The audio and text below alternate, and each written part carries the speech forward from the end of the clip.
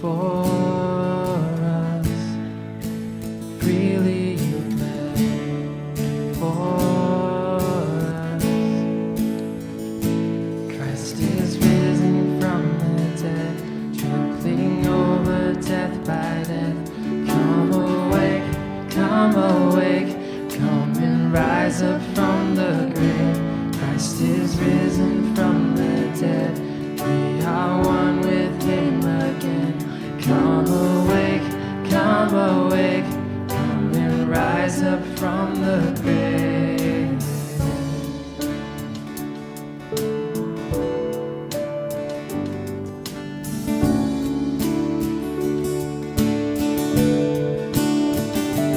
Beneath the weight of all our sin, you bow to none but heaven's will. No scheme of hell, no scoffer's crown, no burden great can hold you down. You forever let your church proclaim. Christ is risen from the dead, trampling over death by death. Come awake, come awake, come and rise up from the grave. Christ is risen from the dead. We are one with him again. Come awake, come awake, rise up from the grave.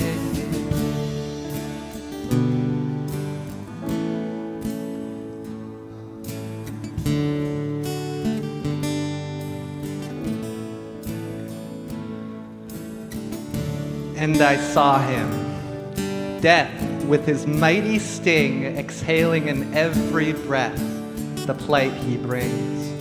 To the grave he gave victory, triumphing over life with the fear of endless sleep. Endlessly we hide from our mortality.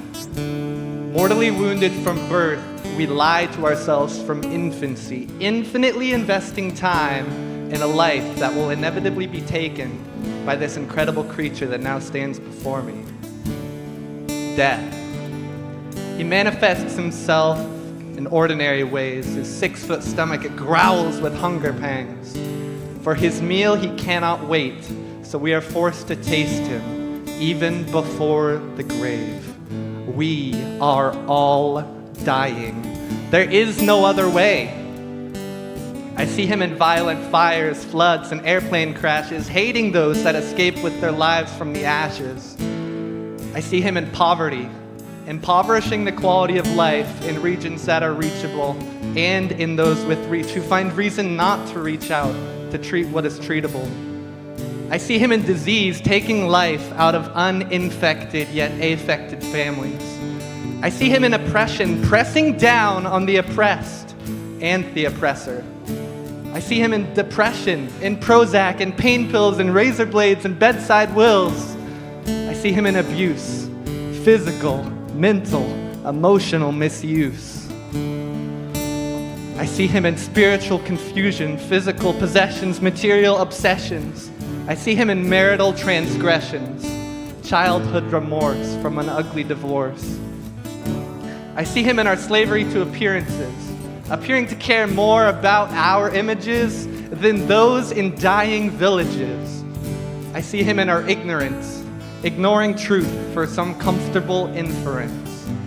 I see his emergence in our churches as we pull out emergency verses as deterrents to religious differences, going on the defensive, defending our way of worship, and making community worthless. Death is killing us. Before we even enter the surface of the earth, we are in service of his words. It is finished. The end starts at birth. We cannot hide from his wretched curse, for death and the grave we constantly rehearse. Even God himself was coerced. Divinity immersed itself in humanity, humbly taking on flesh, scorning vanity.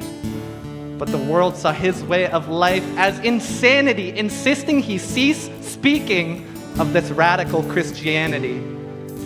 And man found him guilty, accusing God of blasphemy, performing the ultimate usurpation by slaying Christ on Calvary.